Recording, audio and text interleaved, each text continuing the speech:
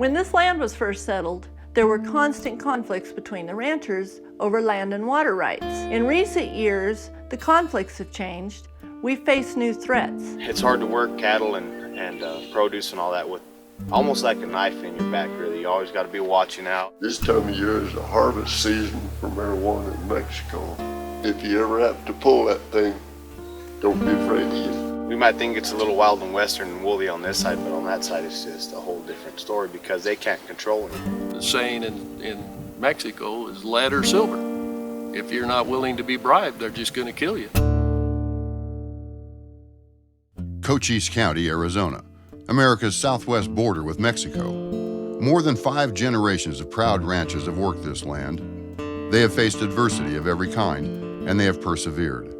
Now, the next generation prepares to inherit a 120-year legacy where a 19th century work ethic will collide with 21st century problems, ranging from difficult to deadly.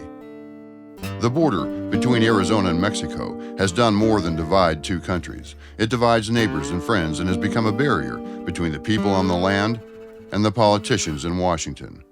One family voices a community, working hard to overcome burdens of conservation, agriculture, law enforcement, and a world economy, so they can keep ranching traditions alive for future generations.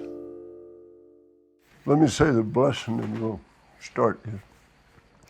Thank you, Lord, for this food we're about to receive, and please bless it to its intended use. And please, Lord, give us all guidance and safety, and good direction throughout the day. And please give safety and thanks to all the good help we have coming today with our work. And amen.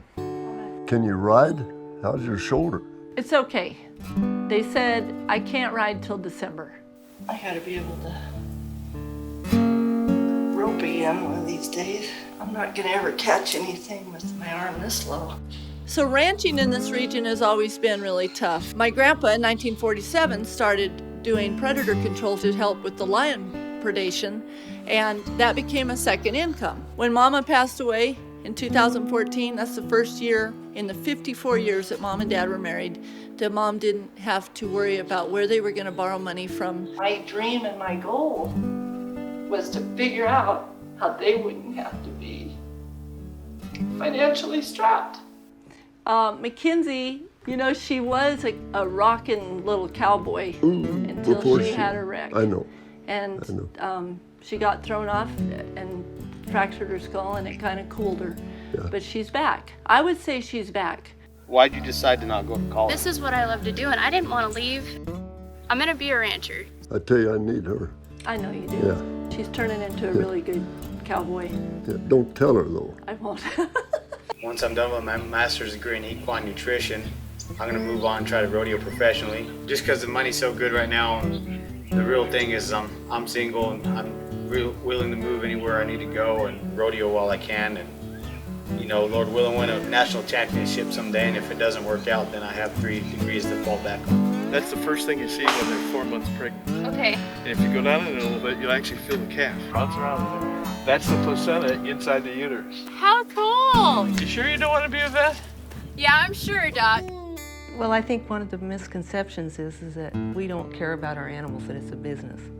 And our lives rotate around our animals, whether it's the cattle, the horses, or what do we have, 8 dogs. We love these animals, and we take really good care of them. This is the last drive-through that we had. A drive-through's a full-size pickup full of marijuana that comes through.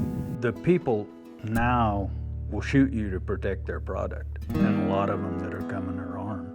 I don't plan on getting within rifle range of any of them if I can help it. I'm going to get along with Border Patrol because I wouldn't be able to survive out here as a business without them. Their original assessment was we needed to build a wall on the whole southern border. And I said, well, we got one, and it isn't working. As far as national security, this is a joke. We raise our kids around firearms the way I was raised. You're confusing your kids when you're telling them no, guns aren't a toy, but then you go buy them a plastic one. You know, Owen, he's the only, 4-year-old I know that's got his own .22 rifle. There's no mystery there. They know about him, so they don't mess with them.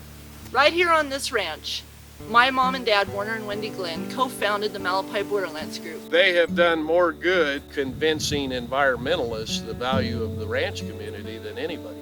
to preserve open spaces, to protect wildlife corridors, to get government land agencies and scientists all on the same page with cattle ranchers. And in their opinion, the land comes first. In my opinion, the way I look at it, the land comes first too, because if I don't take care of the land won't take care of the cattle. We got to sell cattle, they don't need me.